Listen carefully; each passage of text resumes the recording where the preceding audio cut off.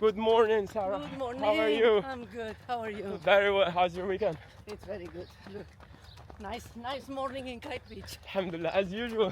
Yeah. So, watch some tennis over the weekend? I watched the finals of the doubles in Rome Okay. because my two friends were playing against each other. Ah, So, and actually Nicole's husband used to go to my school. is it? Yeah, Carlos. Oh, You met really? him before? I met him. I Yeah. met him. So Carlos, Yeah. him and I Yeah. went to the same school in this one. Carlos Martinez. Yes, huh? from Colombia. Oh, nice Dubai. Look how many people, huh? Good morning, guys. Morning. 6 a.m. everyone is 6 here. a.m., huh? Alhamdulillah. Sunrise, Burj Khalifa. What else? Nothing. I think that's what kind of been making me, let's say, structured over the last year. When I started actually running just 2 years ago. Yeah. And for me, it's basically a must do now. Like, I cannot just like skip it, not just for the mental part of it, but it kind of gives me back a bit of structure of when I was like a tennis player when I was a kid. Yeah. So for me, that's to some extent And it's a very similar nice parallel. community as well. Of course. So when did you start running? Not that long ago. You said 2 years. So Yeah. my first race was in November 24. Look, as you were a tennis player. Yeah. Did you ever meet any tennis player that enjoyed running? Not me. No one. No. No one. Even my friend Garbiñe says, "What's wrong with you? We only run after tennis balls." He always said, "Oh, one day I'll do a marathon and it has to be New York." But I thought, I am not capable. But one of the things that you said, Morning. hi, and then something clicked on me, I don't know, September 24, to say, okay, let's start. Okay. So I start testing myself. Long time I didn't run. Like I do sport, tennis, paddle sometimes. But yeah, and I start testing. Okay, let's see if my body can do 5K. Okay, well, yeah, okay. Then a little bit more. And then you start experiencing and learning about your body, Yeah. how it performs. And then, in November 24, I did my first race. Well, Dubai Run is not a race, but Yeah. I take It's a human experience. Yeah, but every run I do, I cannot take it casual. Yeah. For me, I give my best, Yeah. even if it's not a race. And little by little, you keep pushing yourself until I reached my goal last November, and I did New York. So you grow up as a tennis player, Yeah, but then at some point you had to stop. yeah. And So you know that when we reach 16, 17, Yeah. we need to make a decision. yeah. Are we going to keep competing, or I'm going to university and take things seriously? In my case at that time, well, we also had the option of going to the US and play for a university, but I wanted to do medicine. And at that time, like the scholarships, Yeah. it was only for marketing or business and Yeah. all of that. So, look, I decided to study, but I always was involved with tennis. Like during uni, I used to go to the US to summer camps and Okay. involved with tennis. Then I started to be more involved when I grew up more as a doctor, as well with the tennis, with Yeah. the Davis Cup first, Okay. with Dr. Cotorro, which was the doctor of Rafa Nadal. Okay. So it was one of my motivations to do medicine as well. But it was always to be related with the sports. Even though then life and career takes you to other paths, and I did other types of surgery, but I still got involved, and part of me still has been involved with the sport. So Speaking about pressure, I think you grew up in very pressure-led environments between tennis, which is very, very demanding, Yeah. and then your and medicine, yeah. medicine, which is Even more, yeah. demanding, and Yeah. like you choose Yeah. a field that requires a lot of precision and you need a lot of Yeah. attention. How do you manage that? Well, I don't know. I think tennis helped me a lot throughout my professional career, because even like the discipline that you get as a young kid Yeah. of training, even like the days you don't want to. I don't know how many hours you used to train. Per day? Yeah. I would say 2-3 hours. Yeah, I would train 4 hours. We would do 3 hours of tennis, 1 hour of fitness, Yeah. and then every weekend tournaments, the expectations, yeah. So if you do that since you are a little kid, then when I had to study medicine, I could organize myself very well, that I still had time to do a lot of things. Yeah. And it gives you like the focus in exams, in difficult moments. Like we have, I think, easier ability to focus on that. And then the challenging after that, not only like for me, I didn't find it that difficult that to get the medical degree. Okay.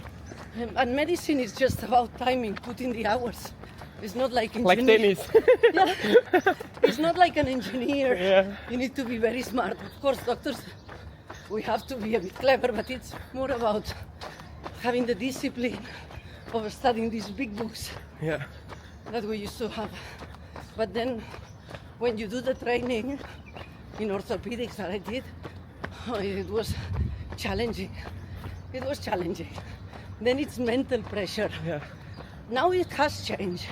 Now they have more rights, the training doctors. Okay. At that time, it's like, oh, you have all the pressure, you have to do on call in the hospital 24 hours, but still be and stay for the full day after. So I used to do 36 hours, work non-stop, with the pressure of like your boss shouting at you if you don't do things right. So I guess running a marathon is easier for It's you. easier. Tennis and running are kind of slightly different in approach. I mean, tennis, you are playing to win. Yeah. Running, you're racing to get a time, and basically, like with your community, other runners. How do you see the difference in psychology between those two aspects? Look, running at the end, you competing against yourself, even that you're competing against others, but really, you know, in racing you are trying to do better every day for yourself. Yeah. In tennis, it's more like about game plan. Even like you have to compete against yourself, Yeah. because it's a battle when you are in a tennis court. That days that you are scared, your arm is like stuck here. Yeah. Yeah. So, You but cannot serve. you cannot serve, nothing goes in. It's like a mental Yeah, battle. no, At the end, it's similar. Uh-huh. But I think running, for me, has been more tough. Because that days that you are tired, you need to go, if you're preparing a marathon, you need to go and do like a long run, and you don't feel like it. And mostly if you run alone, it's like, oh my God. And then you want to do, let's say, 20K that day or 15K. And by kilometer 5, it's like, oh my God, I cannot. It's like Impossible. all the time, it's like a constant battle. Yes, you can. Yes, you can. And that's what I learned with the running. It's like to unlock that part of the brain that says, okay, I put my body in running mode. Today is 20K. Don't even think about stopping at 5. Like you're forcing it. Yeah, it's like that was the first year of learning that. Once you learn to unlock Yeah. that chip, it's like, okay, you put your body, I call it in Forrest Gump mode. It's like, okay, just run, don't think. So your profession has Yeah. allowed you to be in very elite environment. I mean, you were telling me Yeah. working with Dr. Cotoro, and Yeah. I know you know so many Yeah. great tennis players in Spain. Yeah. So how that shapes your mindset, and what did you learn from those environments? Well, you learn that the reality is not as flashy as it looks on the screen. Yeah. It's a lot of loneliness involved in tennis, in elite. You would probably know. It looks like, oh, look at this. These people is playing the final of Wimbledon. But then at the end, it's loneliness, it's solitude, it's a single sport. You are on your own with your team. You have to fight your own battles. At that time, now it's a lot of like psychology. Like most of them, they have their own physio, their own psychologist. When I was younger, it didn't exist. That psychology was like, you go there, toughen up if you lose. But I learned that, yeah, it's, first of all, like loneliness, and it's not as flashy. Yeah. And they don't have even time to enjoy their victories, because you're winning your final on a Sunday, on a Monday, you're already starting another story. Of course. And the higher you get, the more difficult it becomes. Of course. Because the maintenance of that level, like the pressure applied on it, everyone expects from you, like everything. No, of course. You win one tournament, then people think that every tournament you will win. Yeah. And I think there is only one Nadal. One Nadal, one Federer. The rest is very difficult. No, of course. People of don't course. value in the outside. How you apply that same mindset into your own life, you know, because I mean yourself, you're pushing yourself to the limit, trying to always reach the top. Yeah. And you know, like there is always a new top. Yeah. So how you manage that? I don't know. If I put a goal set in my mind, I just work very hard to make it. And I think probably you're built the same. You put a set there, and then you just apply the timing, the discipline. You learn how to, all the tools that you need to reach into that goal, and work hard for it and prepare for it. And that's what I learned with the running wall. Okay, do I need to do a marathon? Okay, let me see how you need to build up and progress. But it's important to take things easy, progressively, and all of that. All the things that we talk for the running. Then, let's say, when you say, oh, I want to build up mileage now, because you're preparing for your first marathon, take it progressively to avoid injuries. Of course. Lucky, inshallah, alhamdulillah, I never got injured. I'm already 44, so my joints are getting old. Yeah. So I take some supplements for the joints to make sure I prevent that injury. So the goal of medicine and sports medicine now, and how all it works, is to prevent that injury. And this is a conversation I had already, like 3-4 years back with Cotorro. The way medicine goes now is not to reach to the injury level. Get the kids when they're already competing as teenagers or even before. Good techniques, good habits, good don't reach the injuries that we have seen. It happen more common in a sport. I feel quite ashamed because actually I'm someone who didn't have a good, let's say, stretching routine or good, like, let's say, physical preparation routine. And actually, as soon as I went to the US, I struggled a lot because, you know, like in Morocco, we play in clay courts. There is more pressure on the knees on the hard courts. My ACLs have been like, let's say, in very bad shape in a long time. And actually, they just did an MRI and I have 2 ACL strains. So in a way, I now know how to manage. You did not prepare good enough. And speaking about injury, I would say, what are the common injuries you're facing today? You will see that paddle is super common now here.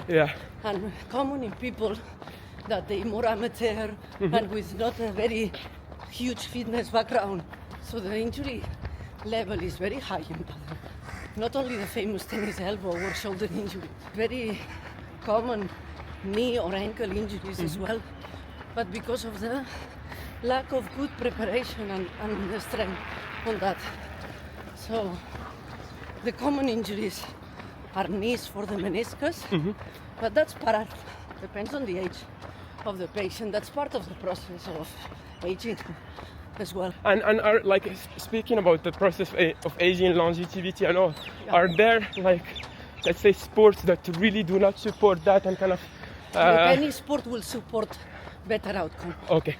So I tell my patients, you need to do the sport that you enjoy and you're going to be consistent. Of course, there are better sports for aging. You know, tennis is the number one.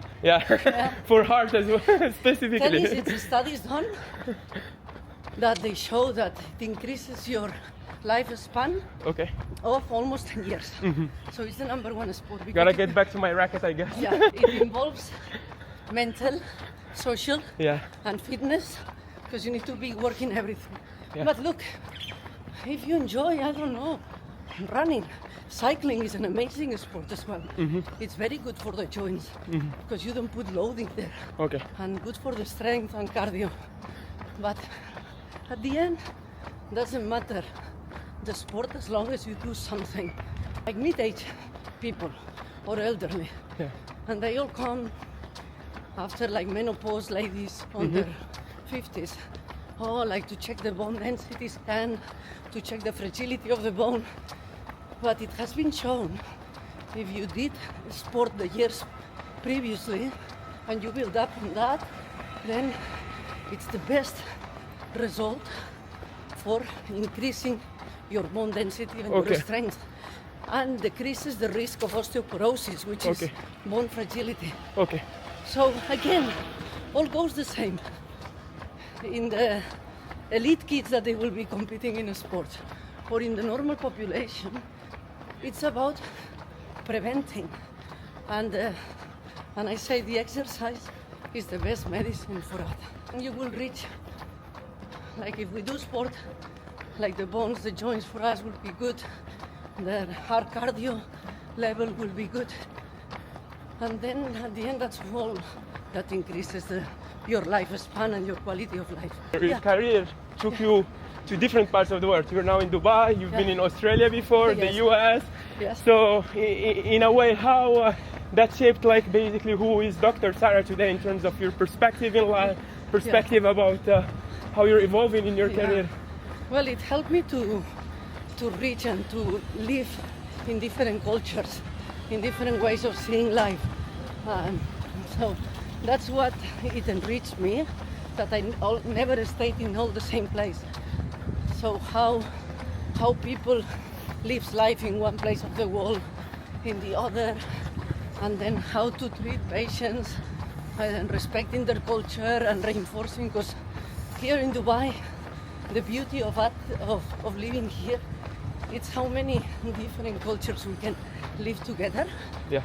And then have good life and have same principles and respect to each other. And as a doctor, of course, it's something you need to consider. It's not the same to treat someone with Western background, treat someone with like more Arabic or Indian. You always have to adapt. You adapt. As you say, I think, I mean, the opportunity to live in different places, I mean, kind of teach you a lot, help you meet new people, and like help you also kind of in shaping your career trajectories, because like someday you're in Spain, you don't know what other opportunity exists in the other part of the world, I guess. When you went to Australia, it was a whole... Yeah, what I did learn is to adapt very good and respect. Adaptation and respect. That's what I learned from living in. Because you need to... It's not easy when you change hospitals. Yeah. Every place has their own way to go. Yeah. And in another country, like and different slight ways to treat injuries, Yeah. So it's things that you learn little by little from each place. Then that's what at the end makes me who I am. What's kind of the click point of like, okay, this is what I'm doing, this is what I will focus on, and this is what I want to kind of really take with me for the rest of my life? For a while I wanted to be a judge. I don't know why. But then after that I said, no, I think I'll be a doctor and I'll be involved. I'll be the doctor of the tennis players. Yeah. That was like my first goal. And in a way that took you to Davis Cup, Fed Cup as well. Look, I manifested that in the end. Yeah. Also was the doctor here in the Dubai. So it's very nice to have, and I think it's a privilege. Yeah. Even that I knew the players before. Yeah. To treat them from their side, from the other side. Yeah. Like to be involved as a doctor and see their fears and try to. It's another way of treating medicine. And it's also a different aspect of like being in sports. I think, I mean, myself, I was not, let's say, a very, very good champion tennis player. Yeah. But I always want to stay in the tournament until it finishes, meet the people and all, and, you know, and that kind of shapes you, like in thinking how you can basically continue to improve yourself, continue to kind of get better. Yeah, definitely. And speaking about family, I think, at least if I feel, you're slightly different than the rest of your family in terms of energy, in terms of ambition, in terms of how you're thinking. How that come out? I don't know, but I think I always relate everything to the tennis and the competition, the ambition, like to try to grow and be a bit better. So that's one of the things I admire now from my friend Garbiñe. You know, she was former world number one. She won Wimbledon. She won Roland Garros. But she retired now. She's got her baby. But she does not want to stay only in there. And that's the beauty of that. Yeah. How she was in the top of the tennis world, in the top of her career. She reached most of the dreams that we would have. But instead of retiring and saying, alas, I'm not doing anything else in life, she still wants to keep doing more, growing. Yeah. In of course related with the tennis, but and now she's like director of Madrid in the WTA finals. So she wants to keep learning, and that's the beauty of that. I think some of us, we get it already in our DNA, that we don't want to be stuck. It's like, okay, I'm a doctor, I achieved now, I need to achieve something else. You know, and I want to keep growing. I think life is a constant growth, constant learning. As doctors, we learn every day.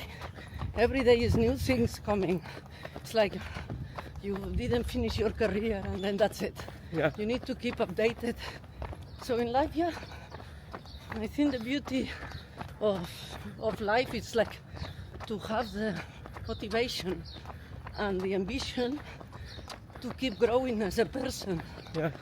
Not only for reaching goals, to keep growing as a human being. Definitely. Accepting, like learning other cultures, accepting, growing in, like that makes you more rich. And how do you channel this to your kids? And ensure like my kids make me angry sometimes. The only thing I want to teach them, and I want to show them, and I hope I teach them by example.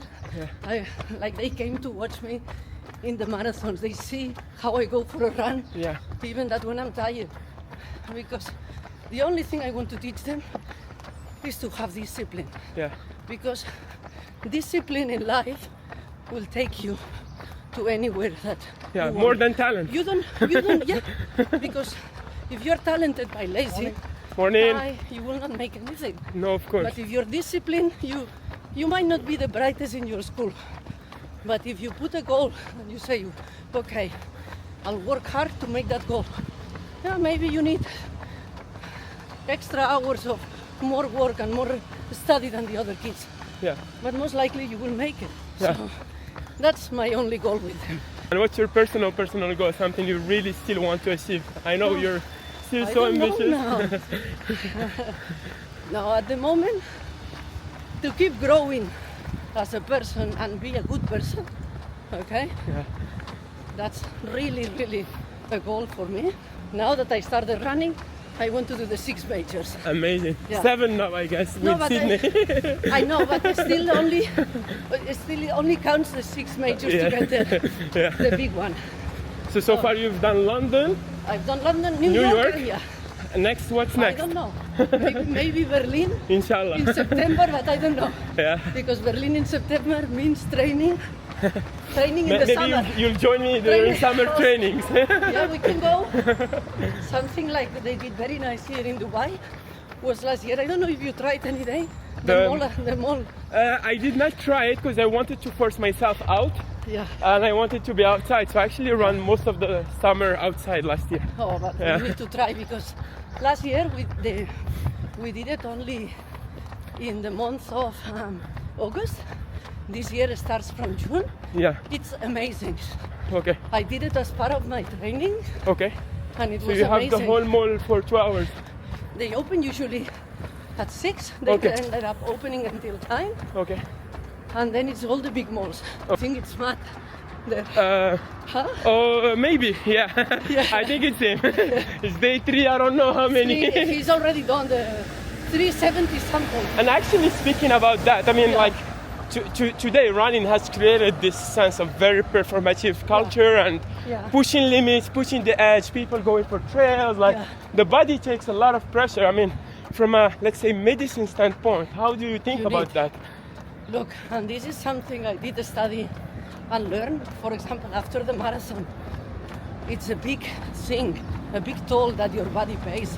Yeah, It's an exhaustion. You need to take it easy, yeah, like the recovery, to prioritize rest, sleep, yeah, recovery. yeah, Because sometimes you say, oh, I'm scared I'm going to lose my fitness. After 1 or 2 weeks, let's start running again.